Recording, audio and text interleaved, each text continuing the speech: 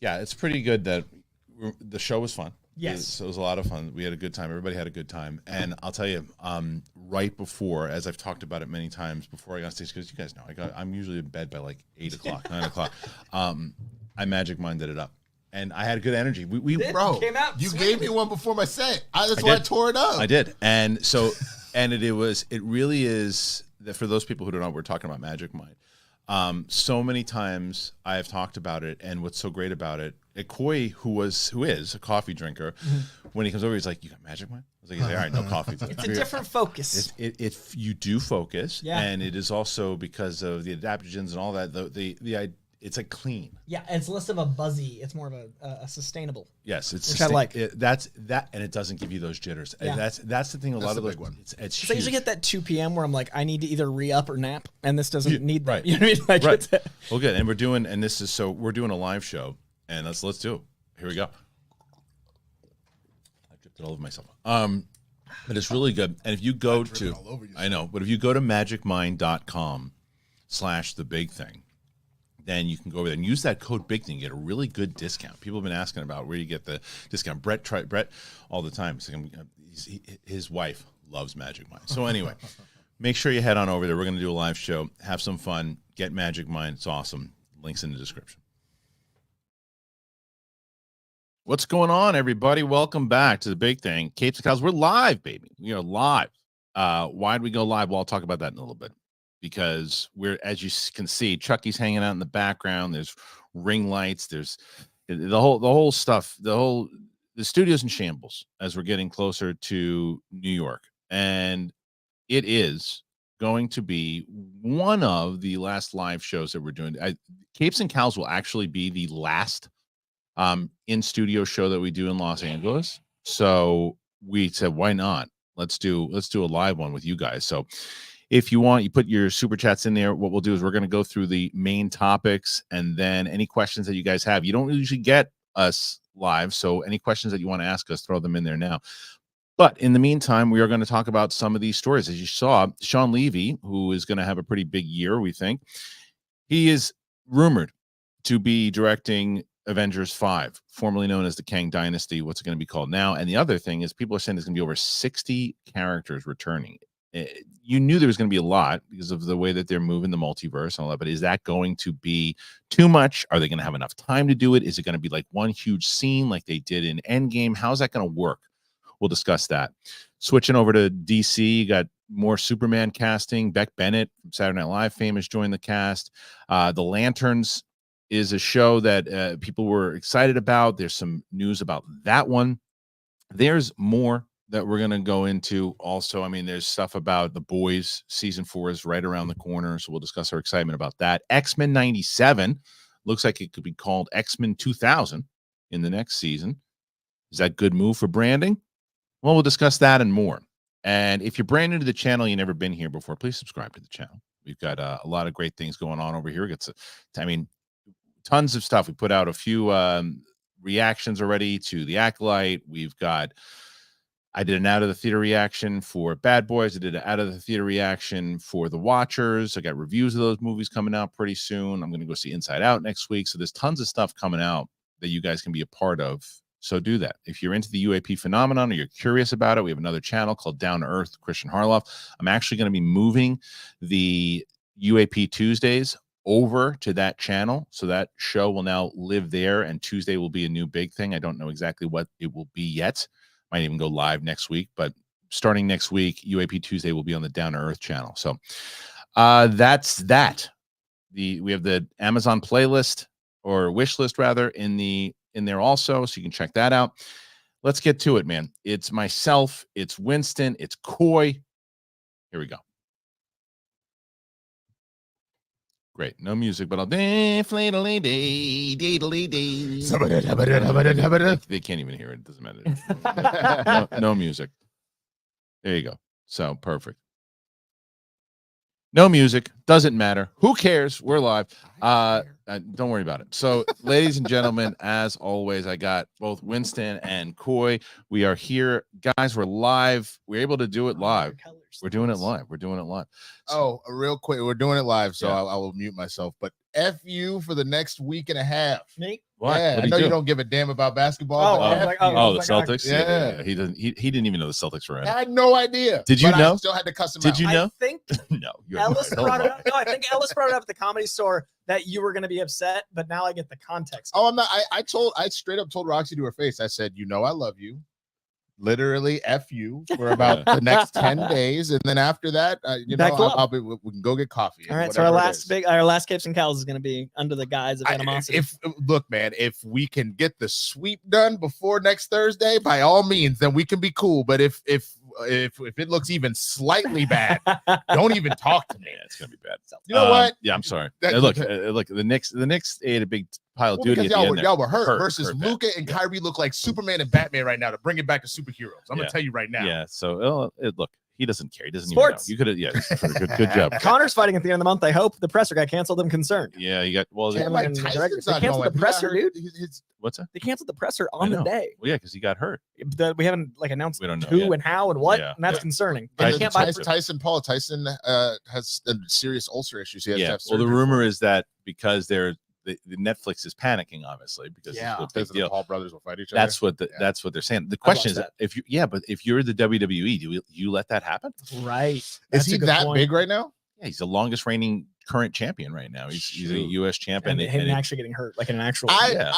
Against his brother. Yeah, it'll hurt his stock. I'm sure he's got contracts and stuff, but to be honest, I feel like Logan is bigger than on his own than he is within WWE, just based off of the empire he built before he became a wrestler. And sure, yeah, but he's massive now inside of that community also. But I'm just saying, regardless, it's a matter of if you're working for me, do you get to go off and risk? And something? I was like, hey, you're going to make. Well, the other thing is Netflix has a deal with WWE also. So who knows?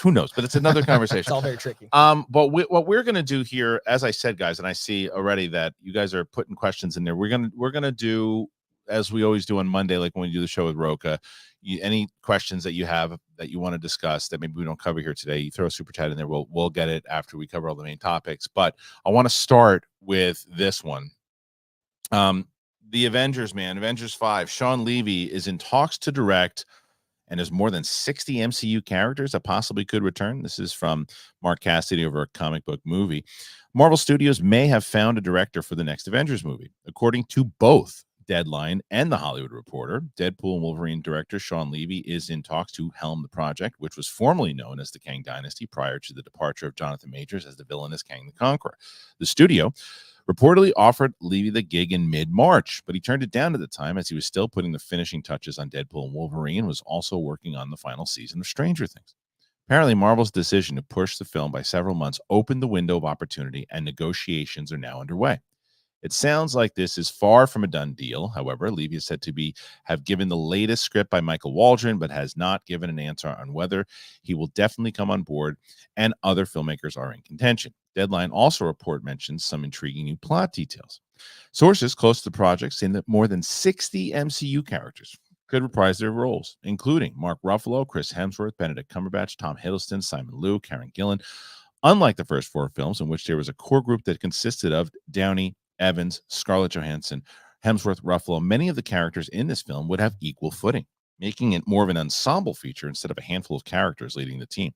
Despite Jonathan Majors' recent firing, Kang is still expected to appear, although we can't see the character playing nearly as a big role in the story. As we know, Loki writer Michael Waldron was hired to pen a new draft of the script, but reports indicate that the events of Loki Season 2 are still going to inform the main plotline, which means Kang would likely remain as a supporting character at the very least. We have word that Marvel Disney has severed ties with Majors almost immediately after the news had found that he was guilty, which obviously seemed to suggest they were waiting for the verdict before making the decision. However, some insiders believe that the studio was never going to move forward with him regardless of the outcome. Trades don't mention anything about a new actor as Kang, but do note that the movie could potentially include multiple antagonists. Avengers 5 is currently scheduled to arrive May 1st, 2026. Okay, so what I'll tell you about, let's talk about the Levy side of it first, right? Great choice. Great choice in the same way that it was a great choice for the Russo brothers to take over once what they did was Civil War, right? And another reason why it's a great choice is because he's already dealing heavily in the multiverse. For what we know, he's dealing heavily with tons of characters already. Maybe not as many as 60 returning huge egos. Insane. But the other side of it is it also means that we'll probably get Deadpool in it. Yeah. If he's on board. Which I think they're counting on. I think at this point I think Marvel's not going to take as many risks for this next chunk of time, and then they might go back to making bolder swings. But I think right now it's like play the hits. Yeah. And I think Deadpool's the hits. I think you get a movie that looks as good as Deadpool if it's going to do as well as Deadpool. I don't think you play outside that like right now. And I hope they go back to more experimental stuff. But I think right now you need to get the crowd back on your side. Yep. You need to get more consistent, like every time a Rotten Tomatoes score drops, not every third time. And I think you need to get the conversation around Marvel to be more consistently strong. And I think that's the hardest part is I had that, talk a few weeks back where basically you can't go home again. So how do you get the audience to see that? And I think you play the hits. Winston? Well, before I answer that, I first just want to say, did y'all see that Godzilla -1 is breaking streaming records? It should. Right now? it's one of the best movies. No, I know. Did you watch it yet? Not yet. Oh, man, come on. Don't watch it. Don't watch it dubbed. No, I wasn't. Oh yeah. No. A lot of people have been watching it. No, really? Yeah. I really don't like doing that just because I speak Japanese. So for me, I prefer to like that. Is that new? That's new. How did that? No, clearly not. If we're reacting the way we are. I love you just so casually said it. I'm sorry. You're like, why would I do that? I speak Japanese. Yeah, so just make your next points in Japanese, please. I don't want to. Oh, okay. Is there going to be any context to why you speak Japanese? Right. Look, the one thing that the one thing I can't do is all of a sudden have a full discussion about Shawn Levy, the Avengers.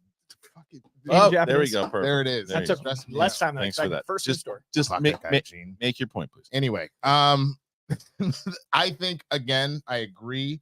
Bringing Shawn on, who already has proven he knows what he's doing, already has a clearly tight connection to it, and I think it became very clear the minute the TVA was announced to be in Deadpool and Wolverine that Deadpool has to be involved in all of this going forward.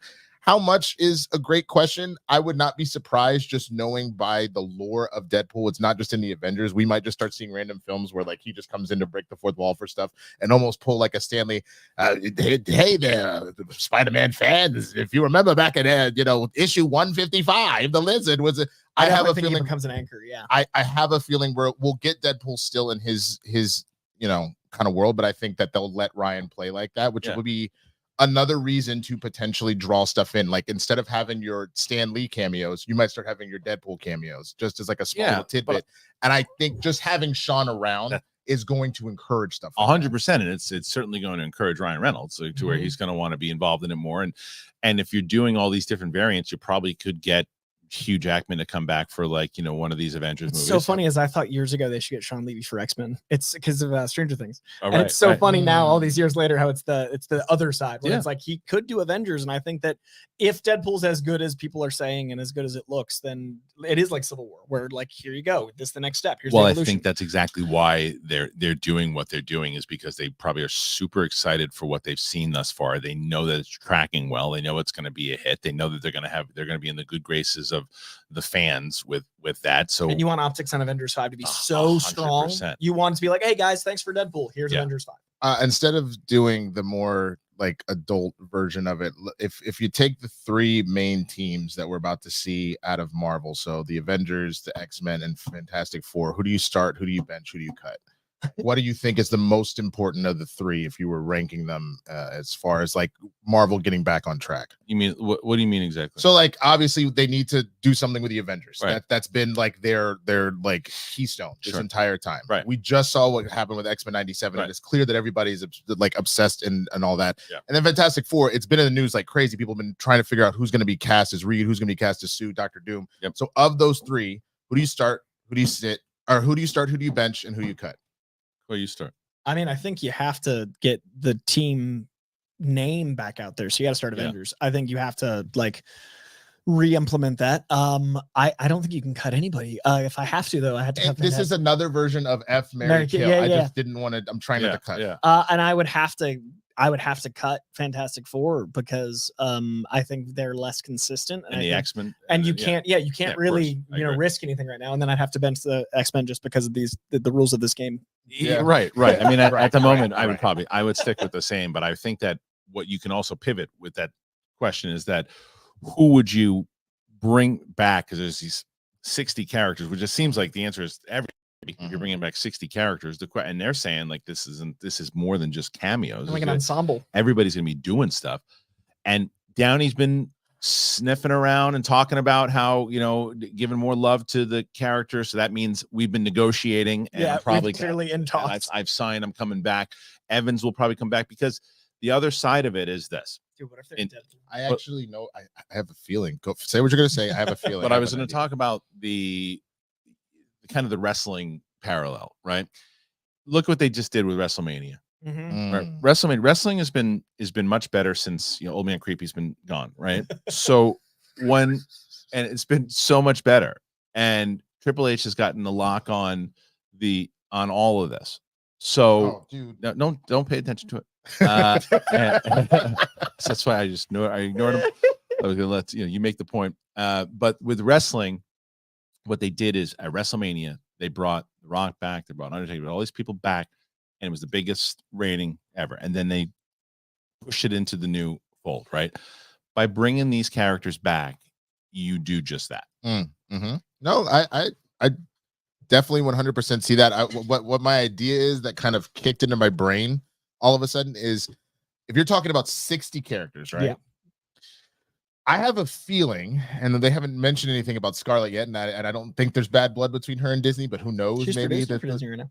Okay, so then she's probably fine. She'll be back. I can see them, if you're going to have that many and say that this isn't just a cameo thing, that each member of the OG Avengers ends up being a leader of their own team of 6 themselves. Whatever sort of mission thing they got to go on, if it's not Kang anymore, if it's whatever, that it's like Thor's leading another team of 6 and Iron Man's leading another team of 6, and that's how you can find a way that everybody is relevant. It reminds me very much of you've seen Justice League Unlimited. Yeah. So like that end thing where Darkseid's invading, and so each of the founding members essentially leading a squad to go destroy one of like the terraforming machines that's happening.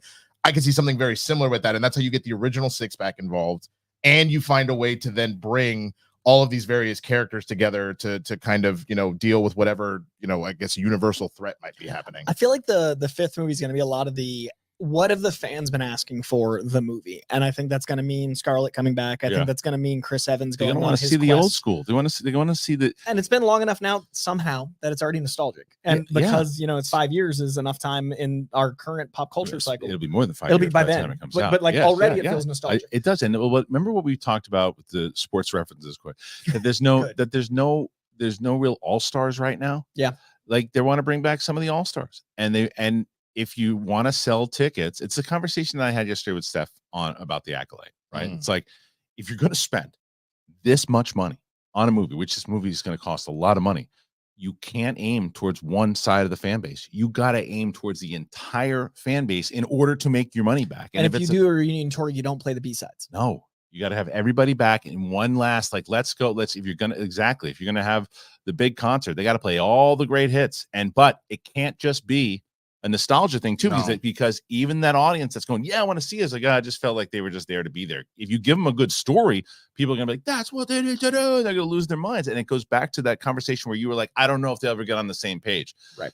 If you do a movie that is well written with all of those characters, no easy feat to do that. But if you do it, that's one way to do it. I'd have Chris Evans going back to get the stones through time, and that would allow for cameos of the dead characters. I would allow Downey Jr. to be the AI, tech inside a suit, if not him coming back as an alternate reality. There's enough storylines that you can make it work. I do worry it undermines Endgame, but at this point, I don't know if they can risk not undermining Endgame.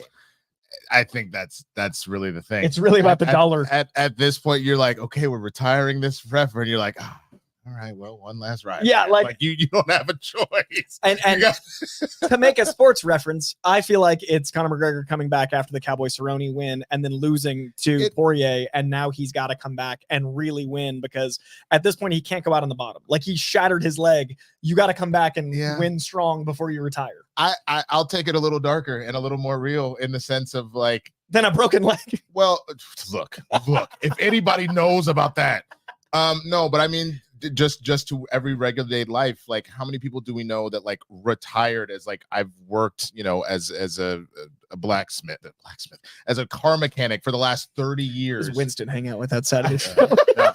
I've been a car mechanic for the last 30 years. You retire, and then you have the economy completely just like tank in 08, and it's like I have to go back to work now for the next 5 to 10 years. It feels like what Marvel was doing. You put a nice bow. We've retired these whatever.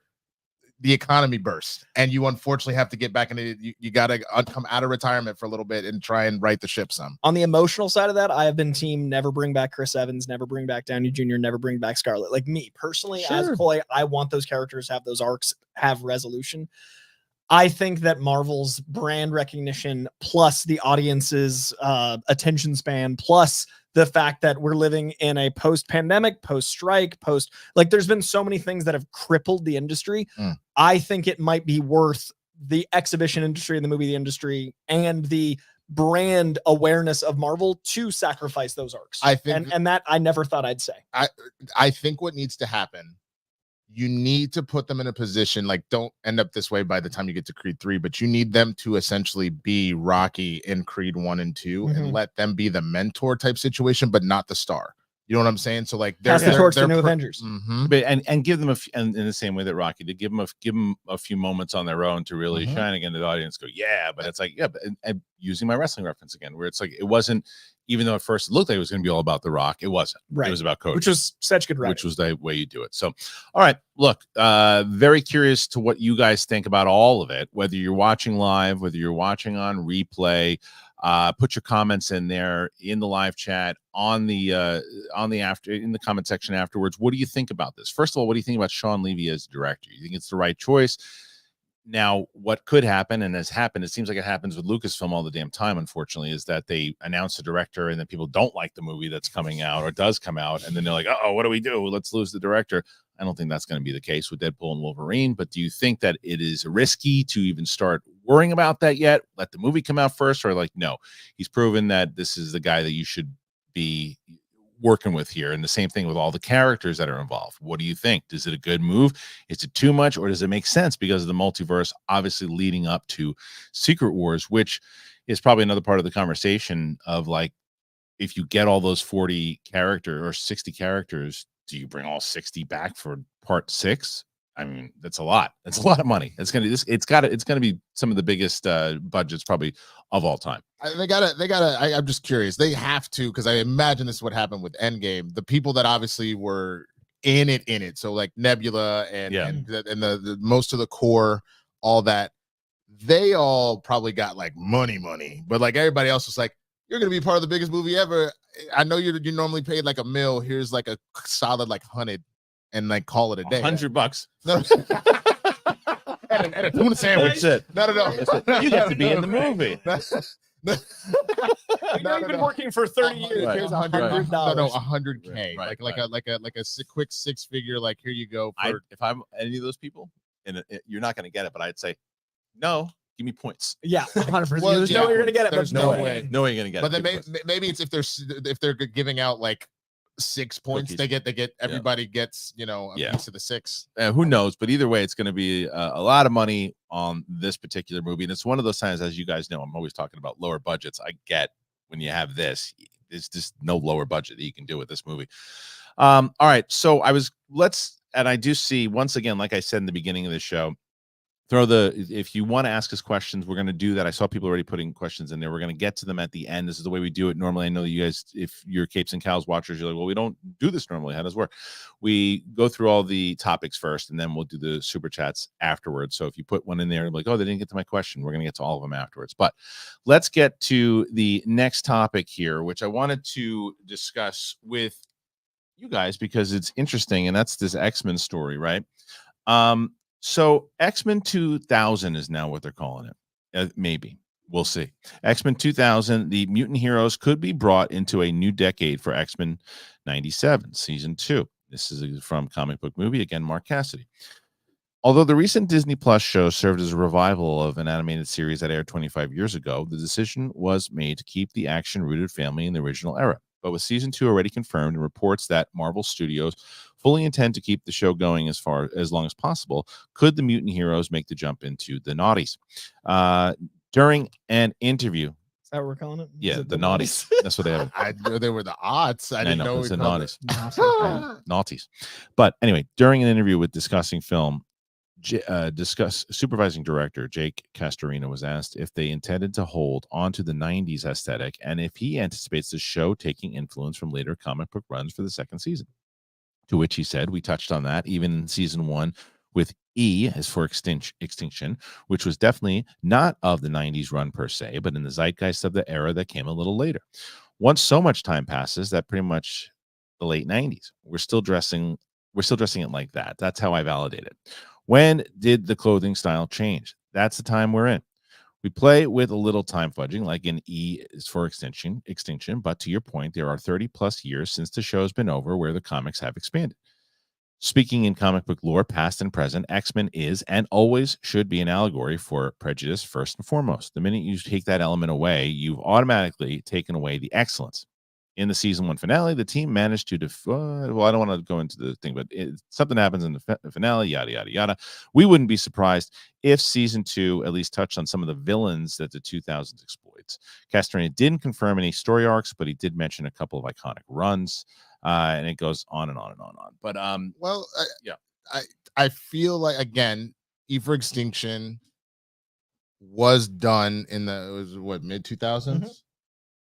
2 of the villains knocking on the door right now that were set up at the end of the first season were also massive in the 2000s. Mm-hmm. Like that was when they happened. So we're already moving in that direction anyway. Mm-hmm.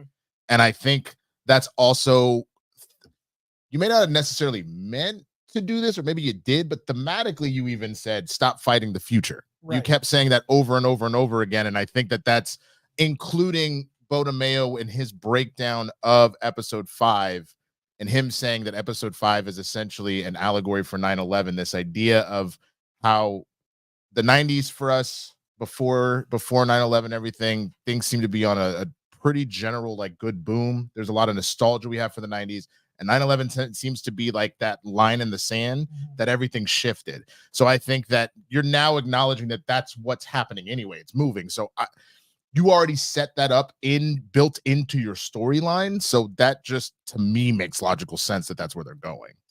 I mean, I like the title X-Men 98 a little bit more than X-Men 2000, just because I've got some, I don't know, some early 2000s PTSD of calling everything blah, blah, blah, 2000. Well, you're not wrong. Like, remember when we were like, anything was like Spider-Man 2000. Yeah, like, right. There was but if you use that, if you X-Men Y2K. Yeah. NBA 2K was one of the first games I ever had. Like, it's like, dude, that's real. But that is what you could weaponize. You could turn that cheesiness into, like, we know what this is, we're fixing it. So I think, X-Men 2000 could work, but it could also be real cheesy. For the younger viewers watching, that was a very real thing. It was an epidemic. Everything was 2000. Say that. Remember, they used to say, you better weaponize. You better weaponize. Also from that era, from the 2000. Not an accident. That's from the time. So corny. Wasn't there? There was both Extreme Ghostbusters and there was also Ghostbusters 2000. Yeah, everything was 2000. There was a lot of it, but I will say the reason why you do it is very similar to what Winston was just saying, is that it allows you that you don't have to change it again. You don't have to expand it again, because if you do 98, then next season is 99, and then you keep going on and on, which could work for sure. But never catch up if you want to hear. Yeah, but if you put it in that era right away and you do 2000, you don't have to change it ever again if you don't want to. But the other side of it is that it really doesn't matter. If you wanted to do 98, 99, you could, because as long as you're not changing the first part, which is X-Men. As long as you have that in there, no one's going to care. And especially because you had such a great first season, people are going to tune back. So it's like keeping it 97. There might be some people who are like, wait, why are you changing it? But it won't make a lick of difference. And I think it should change. I wouldn't care if it was 98. Mm-hmm. Think the 2000s makes sense. You know what I actually would love, but I don't think that's going to happen fast enough unless it's been in the pipeline. Pizza? I can't get that would be great too. It would.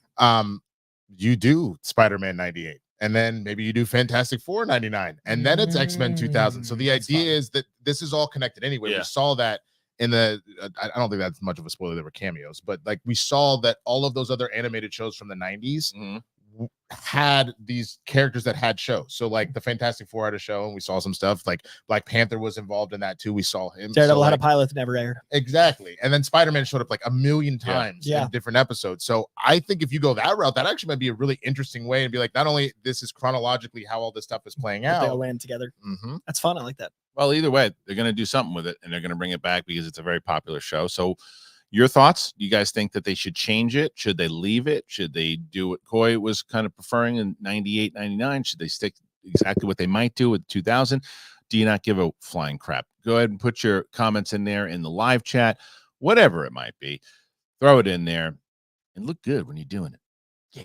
Why do I say that? Well, because Winston said it to me too. Winston was one of the first people, actually. When I showed up the other day, he's like, "Hey, man, you looking good." When I was going up to perform, because I wasn't doing the bummy look, and that was because of Mack Weldon. And I'm going to tell you about Mack Weldon, and I'm also going to throw in some tushy for your butt in there too. But let's start with Mack Weldon. I'll tell you about them right now. Here you go. So I love Mack Weldon. I have been obsessed with them. And I'm not even going to tell my wife. I'm going to call my wife right now just to show you guys how much I love Mack Weldon. Here you go. Hey. Just call me. I did. So I'm telling the audience about Mack Weldon. I want you to say a few words about what you've noticed so far with me wearing Mack Weldon. They fit your body really well. Flattering. The materials that they use are high quality. They're well made, not cheap. See? They're just really flattering to a man's physique, and especially yours. Yeah, well, these are classy. This looks classy. It makes you feel good. It's the fit's good. I feel good when I'm wearing them.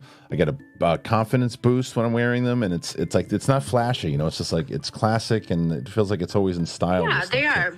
They're classic pieces. They're like staple pieces. And it's regular. It looks like regular clothes, but they just look better. I mean, like they had that. They gave me some sweatpants. They gave me that polo. Those pants that I really like those pants. I think it's really great for the casual professional. Yes. Who doesn't want to be just, really like ragged jeans and t-shirt, but still kind of casual and comfortable. It's a good for the casual professional. So it's not fancy and it's not overdressed, but it's still, you don't want to look like you rolled out of bed.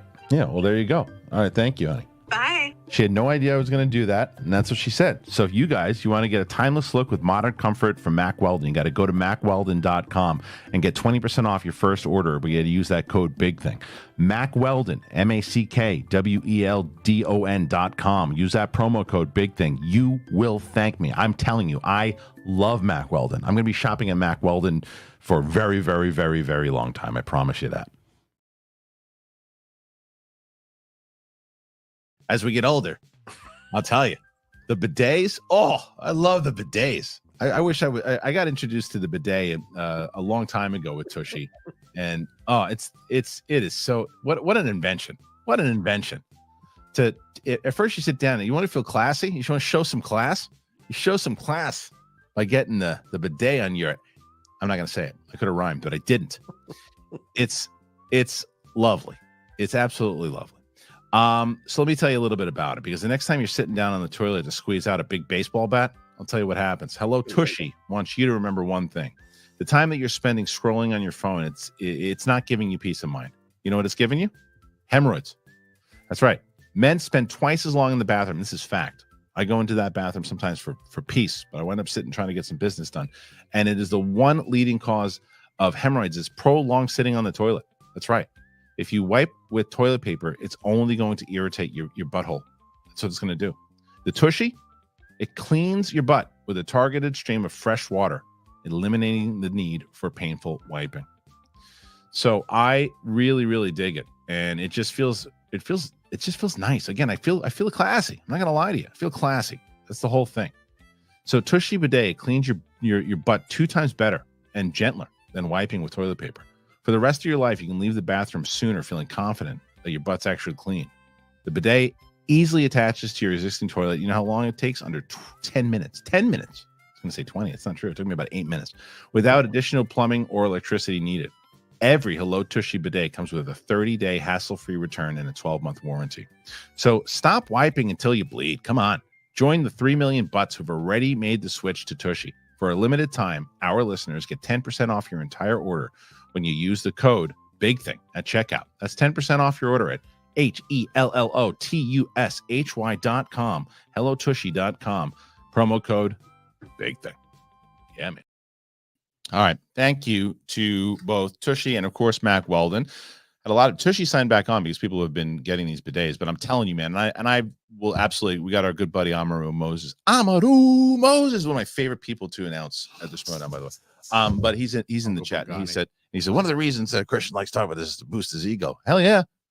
When it comes to Mack Weldon, it's the one place I told my wife, I was like, I want gifts from Mack Weldon all of the time, and I want them on the show. And I said selfishly, I want everyone every time I do a show, I want at least 5 to 10 people to buy something from Mack Weldon. One, because you're going to get something wonderful for yourself, but 2, they will come back on and be a sponsor, and I will be happy for the rest of my life. So that's why. Nephew, do not talk shit about this white man. You let him have his Tushy. Yeah, his Mack Weldon. The Mack Weldon, please let me have the Mack. Yeah. Yeah. All right. So thank you once again, guys. I appreciate it very much so. And get yourself something wonderful today, please, from one of our sponsors. All right, let's move on. This is something. I want to switch to DC here for a second, and let's talk about this Lantern show, which we've heard about. It was in that initial slate. So Lantern's Max series is rumored to be eyeing Q1 2025 for shooting. Casting for Jon Stewart and Hal Jordan is currently underway. Following James Gunn's official announcement, we have some rumored updates on the Lantern series that is currently in development for the Max streaming service. Cassidy again, killing it. Last month, DC Studios, James Gunn officially announced members of the creative team he'd assembled for the long-awaited Green Lantern Max series, which will be titled Lanterns. We'd learn that Emmy Award-winning Lost and Watchmen creator Damon Lindelof will work on the pilot script. I did not know that. I think I missed that. That's came out right after our show 2 weeks ago, so we didn't have it last week, but it came out like Friday. That's great. Yeah, it's huge. Probably would have been a lead story. Yeah, those 3 memes are great. Yeah, we will work on the pilot script along with previously reported but not confirmed Ozark showrunner Chris Mundy. And wow, this show's seeing this in real time is so funny. See Kristian. Yeah, I didn't read this. That's amazing. Chris Mundy and acclaimed comic book writer Tom King. Holy crap! Holy crap! James Gunn ain't messing around. Anyway. Yes, it's true. The Lanterns DCU series is putting together a crack team of writers based on a wonderful pilot script and Bible by Chris Mundy, Tom King, and Damon Lindelof. Gunn captioned his social media post. A hearty welcome to Chris and Damon Lindelof as they join the DC Studios family. We've been told to expect more writers to be announced, and according to Nexus Point News, Justin Britt Gibson, Brenna Gibson, and Vanessa Baden-Kelly are on board. The site also reports that the production is currently set to commence in Q1 of 2025 in the UK, potentially putting the show on track for a 2026 release. Casting is set to be underway with the leads DC searching for white actors between 43 to 49 years old for Hal Jordan and black actors between 27 to 35 for Jon Stewart. This would line up with previous reports that Jordan will be the mentor to the younger, less experienced Stewart. Nathan Fillion, Guy Gardner, who will make his debut in Gunn's Superman reboot, is expected to have a supporting role in the series. An earlier Green Lantern TV series was in the works before Gunn and Safran took over as the co-heads of DC Studios. That version was created by Berlanti and would have starred Finn Wittrock as Guy Gardner. Hal Jordan was previously played by Ryan Reynolds in the infamous 2011 Green Lantern movie. This is a story, a couple of Green Lanterns, Jon Stewart, Hal Jordan, Gunn said of the project when it was first announced. We have a few other lanterns peppered in there, but this is really a terrestrial-based TV show, which is mostly like a True Detective, with a couple of Green Lanterns who are space cops watching over Precinct Earth. In it, they are discovering a matter together, and it ties into the larger story of the DCU. Okay, so great news here, right? I think huge. Yeah. So what are your overall thoughts on all of this? I mean, Ozark is one of the most like tense and good atmospheric shows. Yep. So if you're going to say something like True Detective, you better back it up. And then Ozark's how you back it up. And then you add Tom King being actually involved, not like peripherally involved, who has written that Supergirl story that I adore. Also Superman Up in the Sky, which I adore. He's one of my favorite Batman writers. He's the guy. So then you add to that one of the best ever superhero shows in Watchmen ever in the history of TV. I would put Watchmen in the top 5. And Damon Lindelof being such an actual nerd, like the guy shops for comics every Wednesday. He's one of the only people I've had on comic book shopping that it was a challenge to find things that not only did he not know, but that he hadn't already read. And that doesn't happen often. Like even with ride or die comic fans, there's just so much. Like I have a hard time reading everything. Damon Lindelof was a challenge to find things he hadn't already read. And he is so invested and in love with the world. This is the TV answer, the comic answer, and the adaptation answer all in this package. So this Lantern show shot up to the top of my and now it's Supergirl, Superman, Lanterns for my most anticipated DC. Should we start sending James Gunn, Mike Kalinowski footage? It's a perfect age range for He is Hal right Jordan. there. Man, the only thing is wrong age range. But like of everything that I've taken out of this, the only thing that I've been focusing on in my brain is trying to figure out who you cast. I personally always thought that it was, but Paul Giamatti. Hal Jordan, Paul I thought Giamatti. it, John, get over here. I thought it Right was, Dave. I thought it was a waste What in the world? to put Nathan Fillion at Guy Gardner, and I thought he would have fit better for Hal Jordan. But if that's the age range you're going for, he's in his mid-50s. Am I? Not sure. I think maybe his Yeah. early Looks great. 50s. So maybe it looks I fantastic. just don't know but what it's- demo. So right, I too young, but I think would work. Glenn Powell, I think, would be great for it, but again, too young. If he's playing the mentor, Right, that's the mentee age. right. And literally, what I was thinking to myself is, I was like, man, what you could do, but again, they're too close in age. You want to reunite potentially Glenn Powell and Jay Ellis from Insecure. Hal's too young. He's too Yeah. young. No, I know, but I'm sure. saying as far as like who could embody it pretty well. Easily.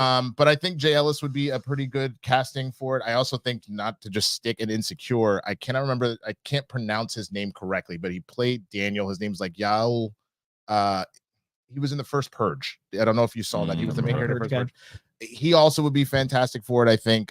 Somebody in the chat maybe will say something, and I know you look at the chat, so maybe somebody could look at it. But either way, that's where I'm kind of stuck. Everything that was said about who's involved in making it, great, awesome. I was like, awesome, good to go. But I think what will make this work, you have got to get that casting right. I never thought that Ryan Reynolds was a good fit for Hal Jordan personally. Yeah, well, look, this is the thing that we can all agree on, and I know that it's not his show, but he's going to have, yes, that works. That's who we're looking for. If James Gunn is involved, James Gunn's to me, his two biggest strengths are, and he's got a lot, but his two biggest, casting and music. Those are the two things. Now that music has nothing to do with this conversation, but in general, that's what I think. And his casting, when he knows what he's looking for, I mean, the casting so far in Superman, I think, has been superb. And I think that he's going, and look at even not necessarily casting, but putting together the right teams. Like, look at this team that he put together, the Ozarks.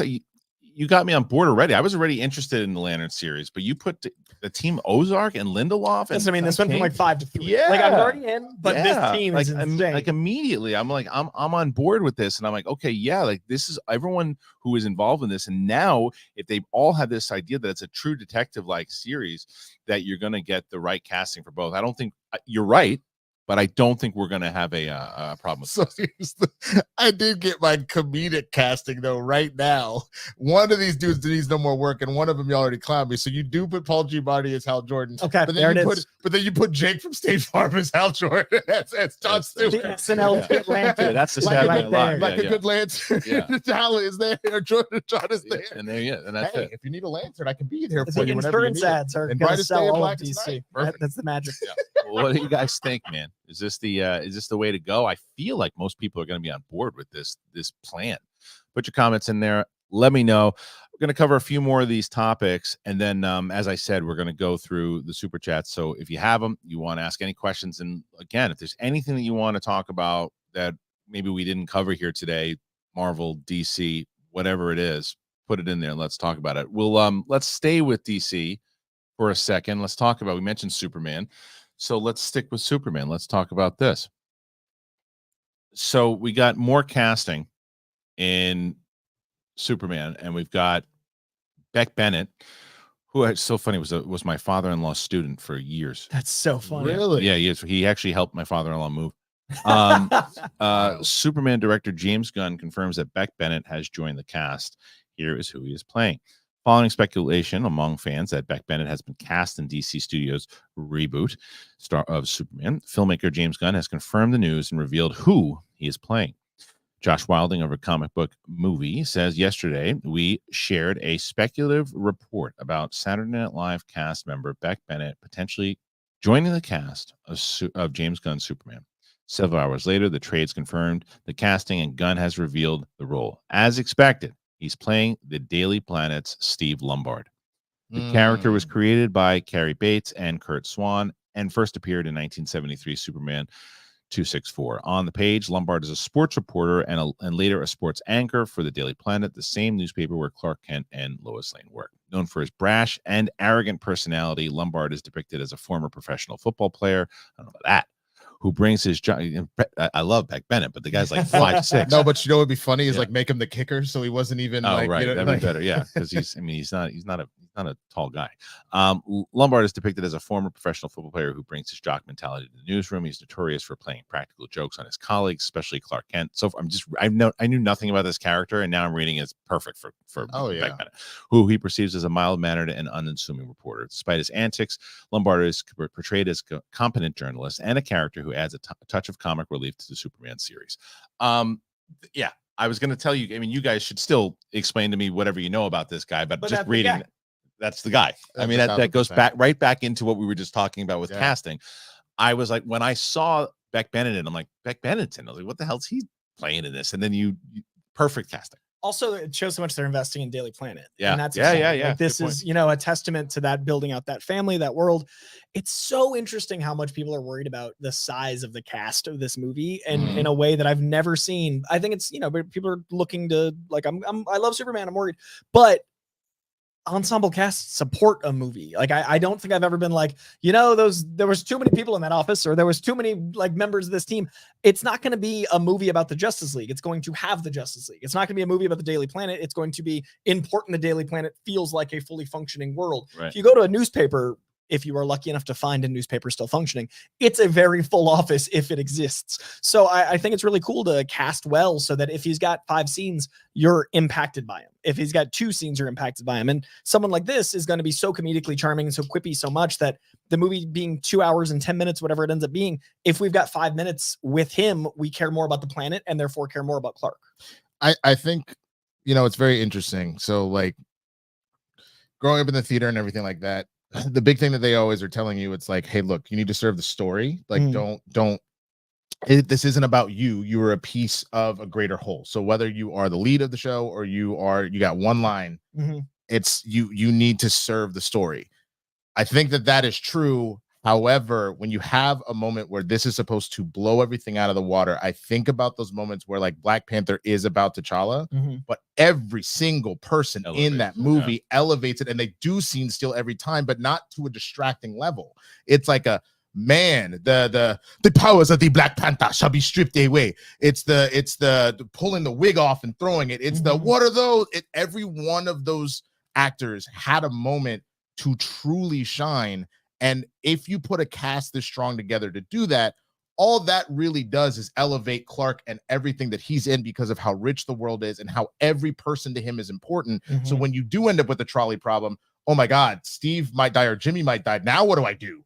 And Jimmy is my best friend, but I don't want Steve to die. Like, you know what I'm saying? Now all of a sudden everything is important if every single performance is killing. So I think that this is great that they found this role for Beck. He's hilarious. Yeah, I think what I liked about that breakdown there of the character was that what I was worried about was like, okay, because I already see him like, okay, he's the arrogant kind of comedy guy who's probably the jokes on him all the time. Like, no, he's a competent reporter. I love that. I love that. It's like, okay, yeah, he's a douche, but he has his job for a reason. And competition for Clark. Yeah. And I like that, that way there's a dynamic in the office that isn't just cookie cutter. Yes. He's kind of, ironically, Steve is the 4 main male, like, news reporters from Anchorman, like, rolled into one. If you're being honest, he's like all 4 of them collectively. Yeah, that's really that'll be really fun to watch that. All right. So what do you guys think about that? There's more stuff there with the casting. Do you think does it work? Is it too many people in it? Or I would assume he's not going to be in it that much, but will it, as Winston said, will it add to the great overall ensemble cast and make the movie better? So what do you think? Put your comments in there and let us know. Let's switch back to actually, you know what? Let's move to The Boys, because we mentioned that, and I got to discuss this because it's like in like a week or two. Yeah. The Boys is coming up, and they just showed a recent clip, and I didn't watch the clip. I don't want to know anything about it. These two are going at it. It's both Homelander and Billy Butcher. So it comes back next week, and they started to share some clips already. Billy Butcher, he's been doing this kind of investigation. If you saw the end of Generation Z, or Gen Z rather, Gen V. Gen Z is real. Gen V. So anyway, if you watch that, you saw it all go down, and now it leads up to one of the most anticipated seasons in, I think, the superhero genre, and that's The Boys season 4. And that's more so what I really want the story to be about. We haven't really talked about it too much, and we all are big fans of it. I'm going to try to do, I think, the same kind of format that I do for what I'm doing with The Acolyte, although I didn't do it. Normally what I do is the show will come out. I'm going to do it for Game of Thrones. I'm going to do it for The Boys. I watch the show, and the second I'm done, I almost do what I do for like the Out of the Theater reaction. I do an immediate reaction. Maybe I should do that. That's a good idea. Yeah, I do. I've been doing it for a couple of years, and I do immediate reaction. I put that up first. That's the first thing that comes out. Then, depending on the show, I normally do like a spoiler review on it because it's out. So I'll do a spoiler review, and then because it takes a second or two to do the reaction, I'll release that. So I have 3 things that come out for this. I'm probably going to do that for The Boys. I'm going to do that for I'm doing it for Acolyte. I'm going to do it for Game of Thrones or House of Dragon, rather. Yeah, it's going to be a busy summer. It's busy already, but this show, man, this show is it's so good. Can it stay consistent? You always wonder if the 4th season, is it too much? Is it too much shock value? I don't know. I think they will. You think it's too much? No, I think they're going to nail it. Okay. Because and this is why I am so tired half the time. The amount of content I'm consuming and then making. So I've got 1 episode left for my full rewatch of The Boys, which so many hours. It only got better, like in the moment, because you're swept up in it. You're like, this is amazing. This is amazing. Rewatching it genuinely got better. Every episode, every season, it elevated, it got more nuanced. And so yes, the violence and the nudity have ratcheted up. So like I just finished Herogasm again, which good God, it's a crazy episode. It's insane, but it is so well done, especially the satire of real life politics, of superhero movies, of things that we're dealing in and with all of that. And to see that, separate team, but they clearly were working together for Gen V, also be able to figure that out. I have no doubt in my mind, because you haven't had a season miss yet, that they're going to land it. Like normally if somebody's going to be rocky with it, it will kind of happen early.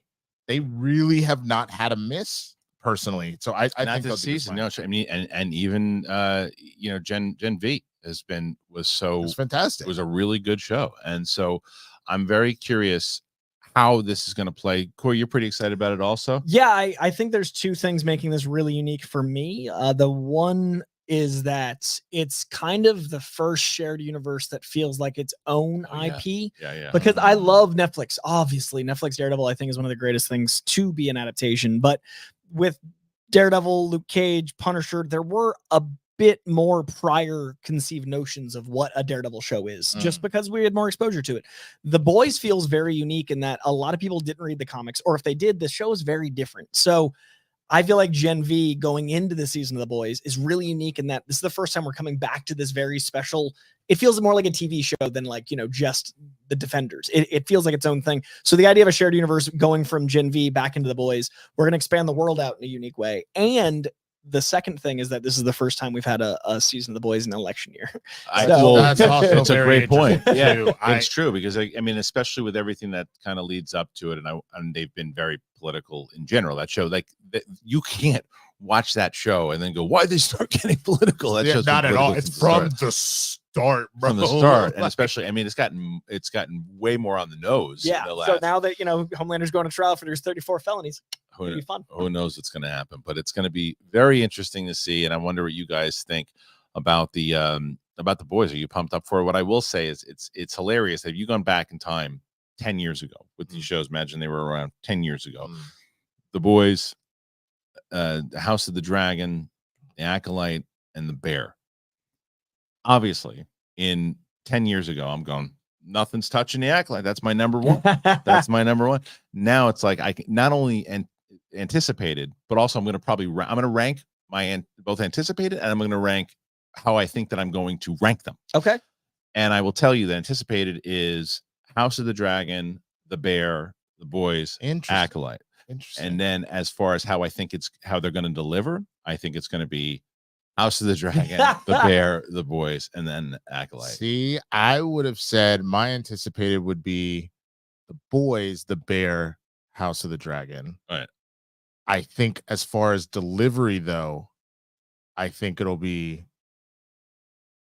The Boys, The Bear. Yeah. I get it. Yeah. Where are you going? Anticipated? Yes. The Bear, Yeah. Of course. The Boys, Yeah. House the Dragon, Acolyte. Quality when it's done, in my opinion. I think it'll be The Bear, The Boys. Yes, it's funny, and it's amazing though. That's like, and we talked about. I don't know. Have you talked about your thoughts on Acolyte? Yeah, on my page. It just is disappointing. I have never been more apprehensive to give my honest opinion, but felt like I needed to more because of I kept telling people like I really want to cover Star Wars. And then as soon as I watched it, I was like, I picked this one, huh?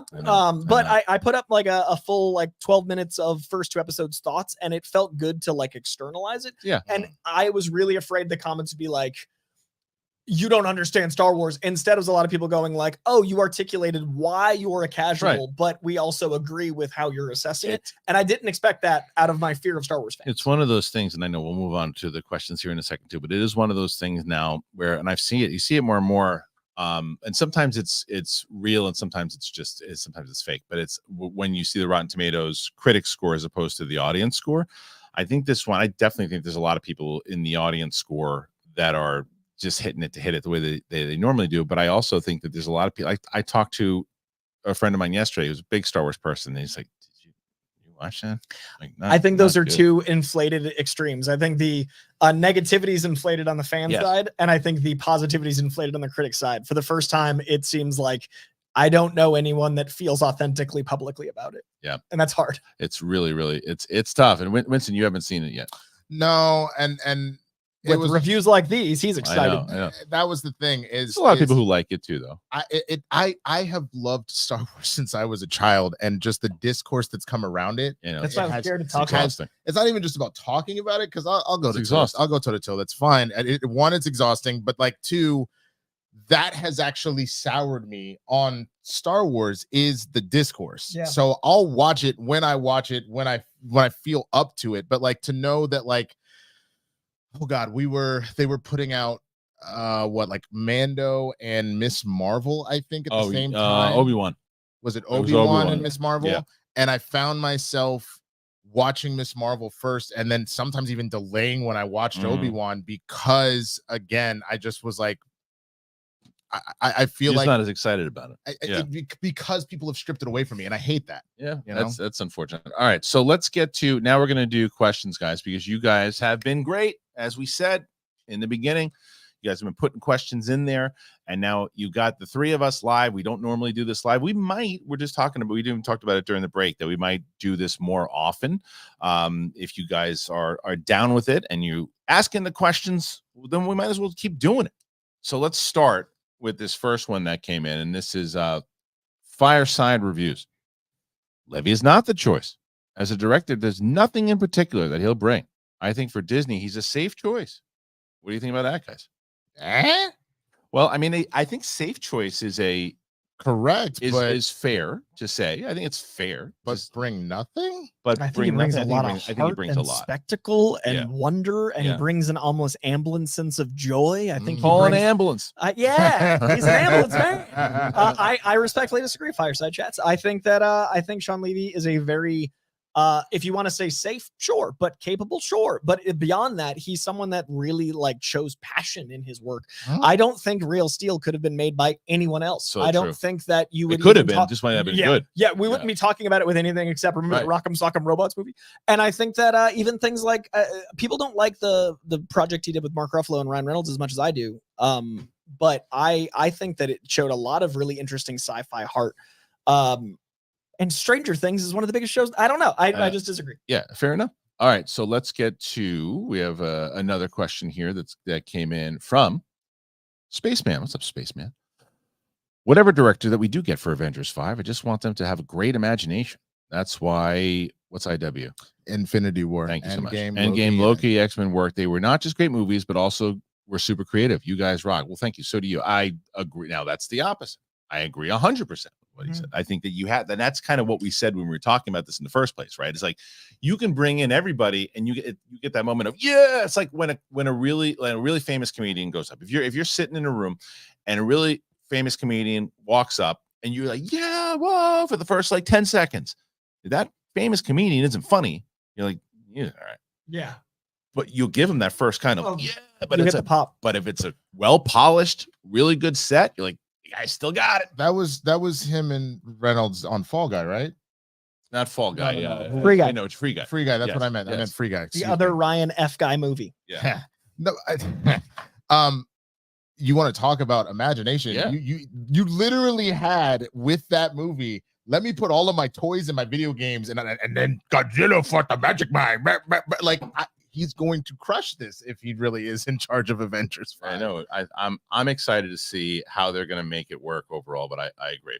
All right, we got the next one here. This is, and I love some of these names that we have too, and the usernames. Some about creativity. Nerds Engage. Thank you, nerds. Do you think that James Gunn can or should build a new DC on unknowns? Let the audience fall in love with the character. If done right, they become one and the same. Or do they need a name for non-fans? I think it's a mixture of both.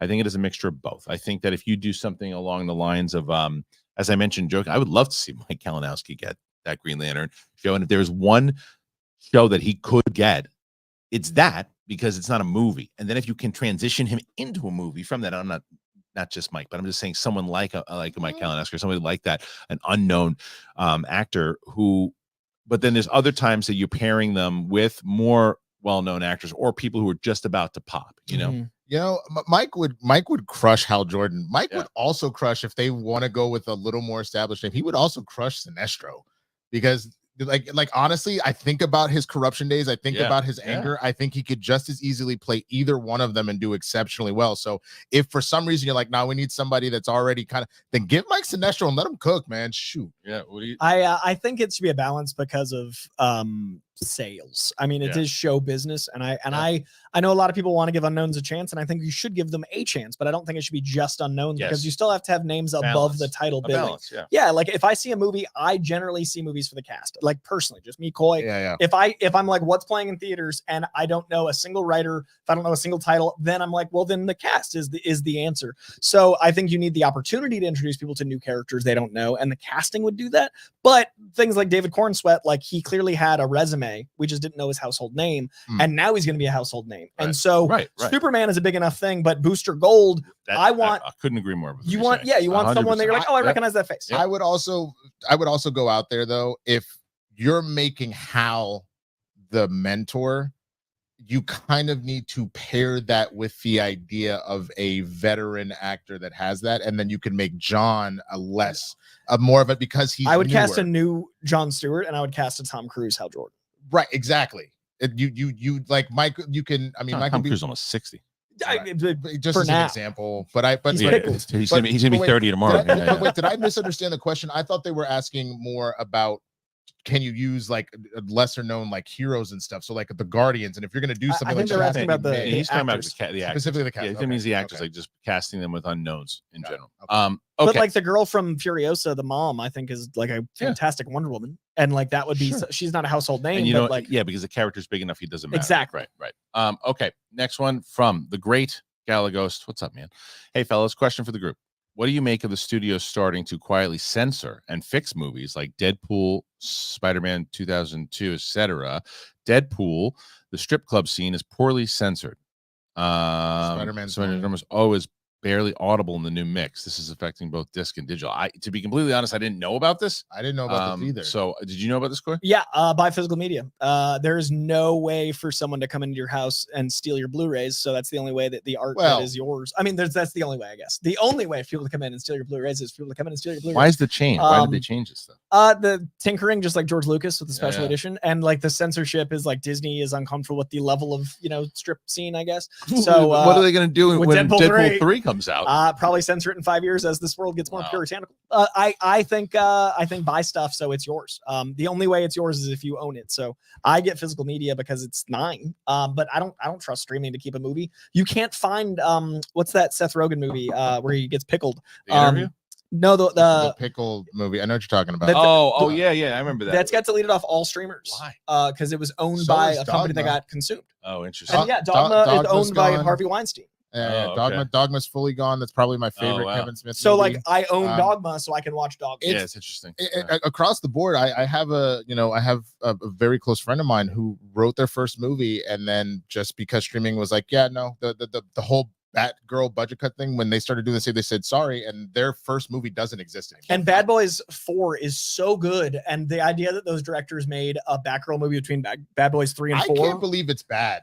After rewatching Bad Boys 3, and I haven't seen 4 yet. Dude. I cannot believe believe it's it. better than I 3. did. I didn't. I didn't like Mike Lowry in 3. I thought it was too. What? It's funny. I didn't buy that. I didn't buy Will Smith as hard. It's so funny because I feel the opposite for this one. I think that in my opinion, a lot of Martin Lawrence's jokes just hit the floor with a thud. On this one, with a thud, and I'm like, there's a lot of times he's just trying with these little one-liners that he has sometimes, and I'm like, oof. It's a fun movie. It's better. If I was going to rank them, I'm going 1, 3, 4, 2. You put 1 at the top. Wow. Because yeah, I put 1 at the top because 1 is the one that set it. You put 2 at the bottom. 2 can sniff my ass and talk about it on Tuesday. I go 2, 1, 4, 3. I go 2, 3, 1, and I haven't seen 4 yet. Yeah, and Wow, Michael Bay is the biggest hack in the world. So yeah, I'm not. But I see. Okay, the thing is though, and the reason that having just rewatched this, please go to my channel. I don't know which camera this is right now, but go to my channel. I've been covering all of these. This one, okay, great. This one, yeah. Go watch because the third one will be up today. What needed to happen, and it didn't really get a chance to happen in the first one, is with it being Michael's first movie, he's a little more restrained because of all of that, and it's also not allowing that full chemistry of Martin and Will to cook. Once you get to 2, well, I will say this though, their chemistry in this so good, and they're having so much fun. Yeah, together. It's a joy to watch. It is, and it's not that I was like, oh, it's a bad movie. It was fine. It was, and to me, I thought that these directors have a lock on this. They have fun doing it. This felt like Fast 5. It felt like they hit a stride. It's definitely playing in the Fast and Furious realm now, which it should. To try Barbecue to switch up a little bit. But anyway, you were in my screening. I didn't see you after. I saw your other theater review, and I was like, we were both neither of you within invited 20 me. feet of each other. You know what's hilarious about that is that I had a +1 and he asked me for it. Yeah, and then I got invited 2 days later. It was too late by the time that I was like on the way to the theater at the time. I found out that day I was going, so that's why he didn't Winston, invite me. I'll get a time machine and I'll bring it. All right, here we We'll go. all review it near each other again. Review it near each other. All right, let's do that, and then go find Childhood Me and tell me not to blow the Barney movie audition I did. Where did that come from? All right, so do you guys think that Deadpool big regret will join the MCU or be in a TVA branch of the MCU at the end? Don't see him working in other movies or Avengers events. Well, if Shawn Levy is the director, you can bring it to the bank that he'll show up in Avengers. Oh, I think Deadpool. I genuinely go back to he's probably going to be your Stan Lee cameo going forward. I don't know if it's going to be every single movie because then it'll feel like you're beating him over the head. But I have a feeling that Deadpool will make a lot of appearances in MCU movies, but it will literally be to pop in to do something or be an ass and then be out. I think Deadpool is going to be aware that he's in the MCU. The trailers show you. Yeah. I think that's going to allow him to be PG-13. I think he's going to get muted in other movies. Yes. So I think the fourth wall break is going to be literally an awareness that he's in the MCU. So I think he is in stuff going forward. I think that's how you do it. I think we'll see plenty of them. Yeah, you're going to have some fun with it for sure. All right, moving on. Tiberius Monk. Great name. Tiberius Monk. Totally great name. Hello, gents. I don't care how many characters return. All I care about, will the movie be any good? MCU post Endgame has been on shaky ground, so I'm cautiously optimistic. Hope the film is good. And I think we share that sentiment with you because it is absolutely, again, bringing back the stand-up comic who gets the 10-minute ovation. It's like you can put everybody in there that you want, but can you put a solid script together? Can you make it where these people, the fans are going to care again? I think he's on the mark. What do you guys think? Yeah, I think that both Iger and Feige took a look and realized we are strangling our own golden goose here. And so I think they genuinely, like we've said, they went back and said, let's go see what's causing this problem. How do we get back to this land where things are just going exactly how we need them to?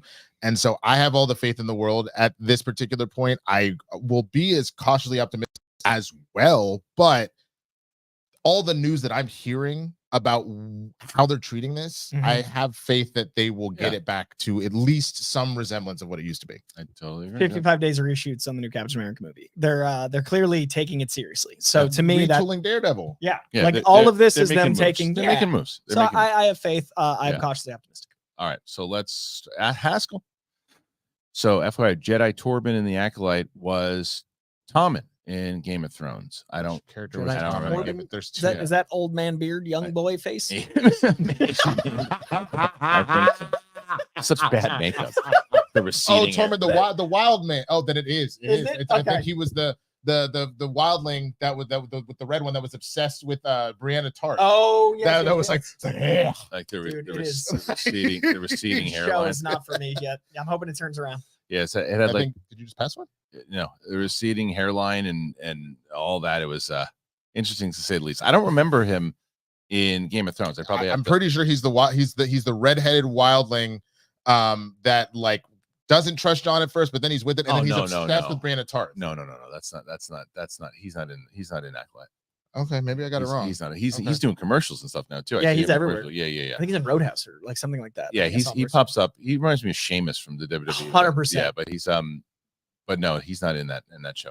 Okay, so Victor Garrity, Superman Returns is a great Kal-El movie, but not a great Superman movie even. So I really do dig it. For me, I love Superman's cause. I love Superman's because it's all three people. Kal-El, Oh, wait, hold on a second. For me, I love Superman's because it's three people. Kal-El, Superman, and Clark. The man is all three of them. Oh, I like Superman movies because it's all three. Yeah, I guess so. Okay, yeah. I mean, yeah. Look, Superman Returns. There were some moments that were like when it was very similar to when you did that thing where you were trying to make the big action superhero movie. It didn't work as much, but it was the smaller story that was working. I like Kate Bosworth as an actress. I think she was a terrible choice for Lois Lane. Yeah. Like, terrible. They had no chemistry whatsoever, and they tried to connect it to the Christopher Reeve movie. And even though he sounds just like him, it felt disconnected. But there was Kristian also really looks like him. he really looks like him. Oh. He really does. But connected wise, I don't know. Did you like that movie, Coy? I remember in theaters liking it enough, but it's not a movie I think about often, which isn't a good sign. Like it just doesn't pop up in the lexicon of like, oh, Superman. I don't think of it. I like Brandon Routh as Kingdom Come Superman a lot. I think he really embodies the more refined Right. later on. And I always thought the Superman kid story was an odd. Yeah, It never really landed. Didn't really work. Okay. When I Next, think Superman, I think absentee father. right. The Dart 005. Just saw Furiosa. Amazing movie.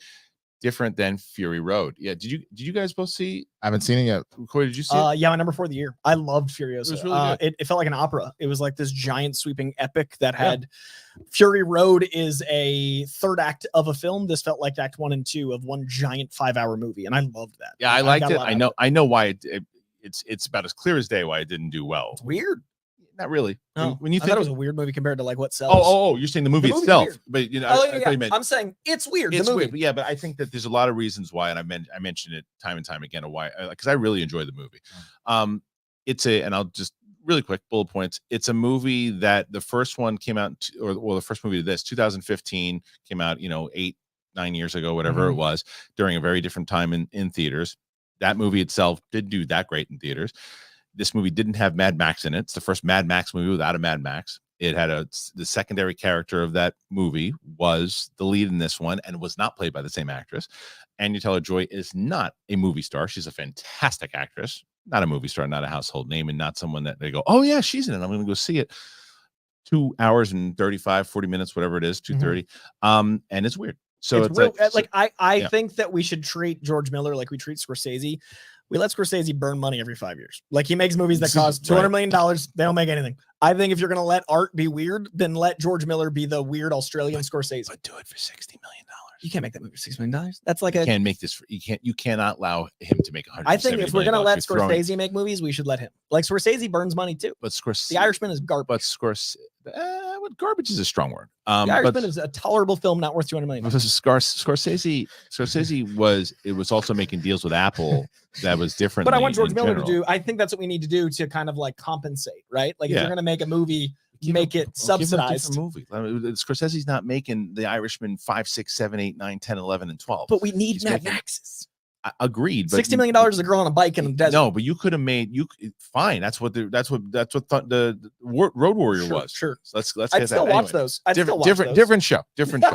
Mad Max debates. Mad Max debates. Scorsese is trash. I would He's say not trash. I just think you he said the doesn't- Irishman. You said the Irishman. Irishman's trash. I would Yeah, say yeah. the Irishman is like recyclables. I wouldn't call it straight trash. I'd say it's near compost. Stop this. It's my banana peels. Stop this. It's a legend. Stop 80-year-old De Niro. Stop this. Recyclables. That's Kicking what I'd say. someone It with looked his terrible. body. It looked terrible. It did. Recyclables. Stop this. Spanner V. Love you guys. Coy, I want to thank you for your love of comics and getting me into comics. Yes. I've started a bunch of the X-Men comics, and I think it's something I'm so addicted to, and I love it. So thank you very much. Dude, thank you, man. I yell about comics loudly, and it's always to avoid of a camera, so I never know if it's working. So hearing people pick up comics means the world to me. It is a medium I adore, and it's not as intimidating as it seems. I think there's like a gate. Like they're not gatekeeping, but there's like a barrier to entry where it seems intimidating until you do it. I just started collecting vinyl, and my whole life I Nice. was like, vinyl seems cool, but until you start, it feels like I don't know how to. So comics are just go in the store, find stories you love, and like sharing it, and then movies get more exciting, conversations get exciting. We do a show about it, so thank you. It means a lot. All right. Thank you very much for that one. Garth Mall. Are you? That's Great a great. name It and really photo. is. That is Everything top about to that. bottom. That's one of the That's pretty best. funny. That's one of the best. Are you guys going to be hyped or more like, yeah, of course, when Taylor Swift inevitably appears in Deadpool 3 as Dazzler? I mean, I don't think hyped, but Why because would I be hyped? well, I mean, because he's curious if you're a fan. Look, my daughters will be hyped, although sure. but I think I'm not for this thing of like someone's popular and so I'm gonna hate them. It's stupid. She's very super talented, brings in so much money to the economy, and it does make sense that she would be in there. And I also don't think that she will be a major role. There's Right. rumors that they're going to give her a movie. I think that's a mistake. But if you put her in a movie, you'll get her audience will show up just Yes. to see, Yes, like they will.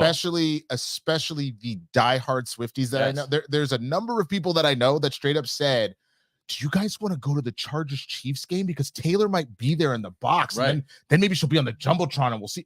Fam, you can do that on TV. What are you talking about? Jumbotron So, gets yes, shown. Yeah. if she's in it, it will take your $1 billion movie and probably make it $1.5 billion.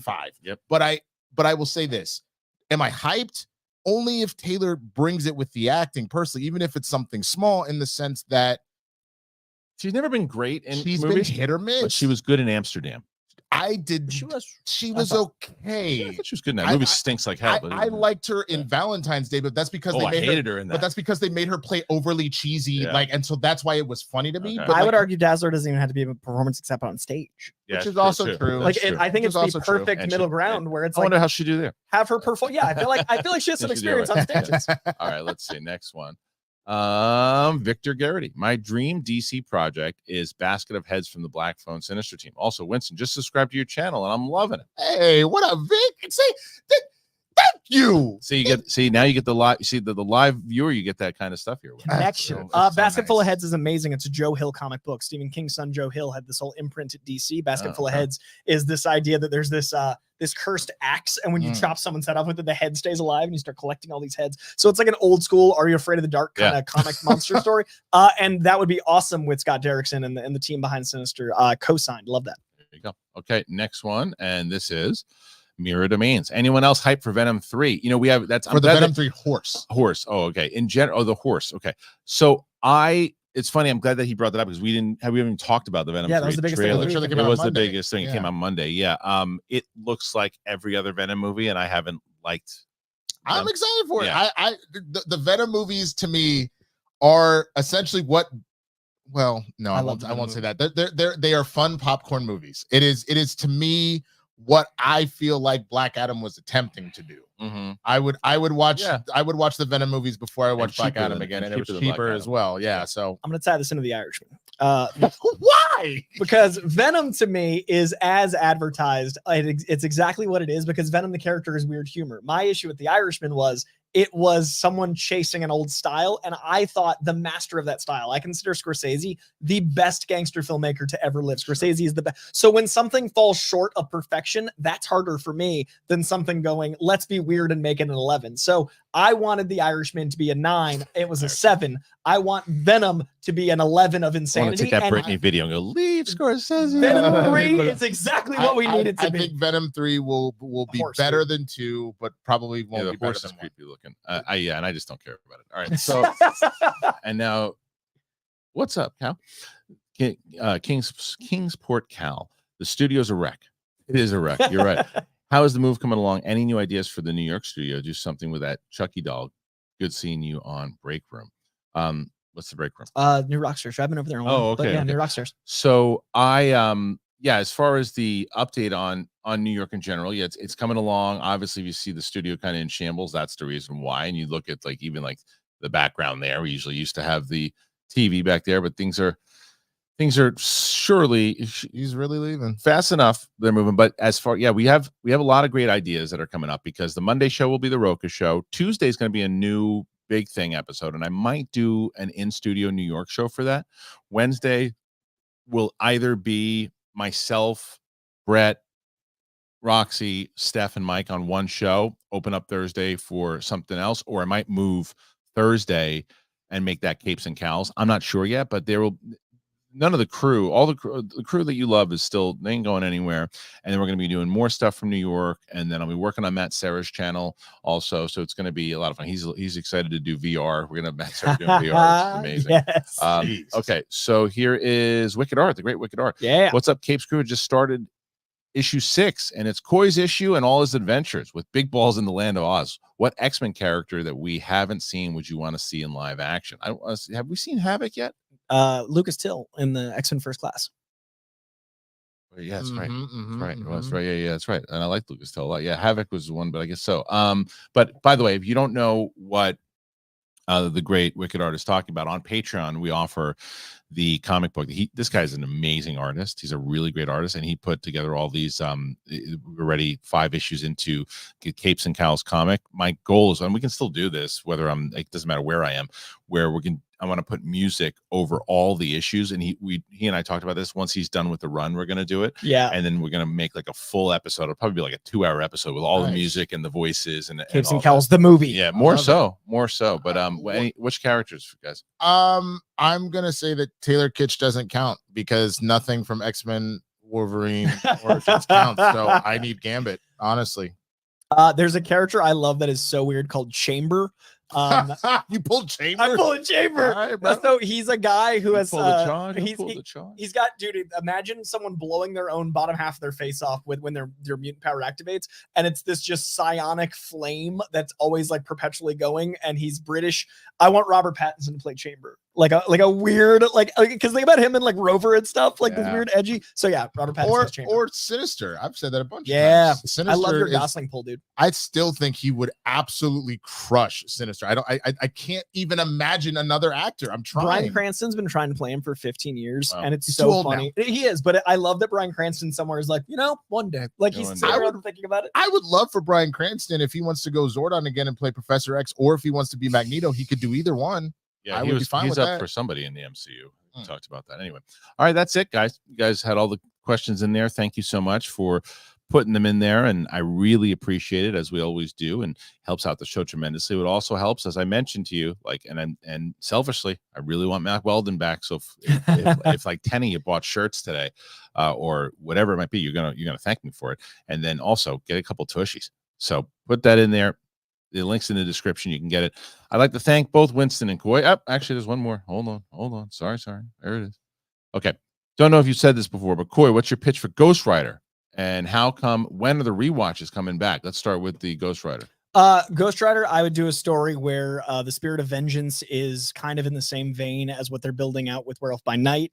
Add some supernatural elements so that underbelly of darkness is think about all the heaven and hell stuff we have. I think we should lean into the supernatural dark magic, because we've introduced Scarlet Witch, because we've introduced Werewolf by Night. So have the Spirit of Vengeance be basically in the realm of the witchcraft stuff. Start planting seeds now. And then I'd have it so a guy on a bike basically is either sacrificing himself, or one of his family members gets injured. He has to like make a deal with the devil. We've already going to have introduced Mephisto by then. And he's like, okay, well then for the rest of time, you have to be my guy riding these roads of the world of America, basically gathering souls to feed me. And I've always loved the idea of Americana lore being tied to comics. So I've always seen like roads as kind of the veins of America. They're the pulse, right? They're this dark, inky tapestry that connects all of us. So I would make the roads of America kind of the beating heart of this pulse to bring to the devil as kind of a sacrifice,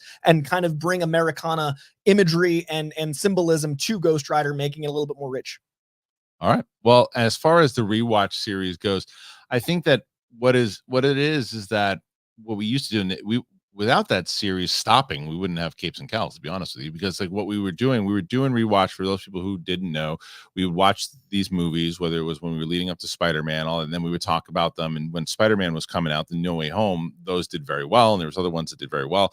But then there were ones like, remember, we did like Toy Story and some other ones, and they didn't do well. So we're like, I don't know if it really makes sense to do it. The idea was that maybe when these big movies are coming out, that maybe the three of us would, and we can even do this virtually, obviously, because Winston and Coy are going to be they're going to be at Winston's place, so they can watch it from Winston's, and I can watch it from my place, and we can actually do similar to what I do with like Acolyte, and similar to what like the Real Rejects and Coy does. Like now, we actually watch the movie and then talk about it afterwards. That probably do that. That'll probably add a little bit more to it. So also in the vein of that, I'll go ahead and do my plug early. Come over to my channel. That's just do it now. Yeah. So come and find me on youtube.com/theswaggyblurred. And one of the things that I actually have been doing is rewatches for that exact reason. So again, the Bad Boys for Life rewatch discussion will go up today. Then I'll put up my review of Bad Boys Ride or Die. I'm going to be doing all encapsulating the boys. That's what I was talking about, watching the first three. I'm not going to break it down by episode, but I'm just going to give you my rewatch of those three. And then I've been starting also with the Fox Marvel property, so those rewatch videos should be out as well. So if you love the spirit of that, definitely come over and have a conversation with me, because I'm doing that over there right now. My plug, my page, I just passed 26K. Thank you. I don't want to keep growing it. I do a weekly comic book show. I read 50 comics a week, so you don't have to. I give you the 9 I think are best that week. But I also just started doing Acolyte coverage. I covered the first 2, and that's one of my biggest videos to date. So clearly the Star Wars fans found me, which I so appreciate. That's how I passed 26K. I'm also reviewing every major movie that comes out. So I just did Bad Boys. So right now is Bad Boys, Acolyte, and comics over there, and then any big news that breaks. So I'm so tired. So I appreciate you guys. Dude. It's just so full-time editing. Full-time job and editing and watching everything. It's a high volume life. So thank you guys. Appreciate you. Okay.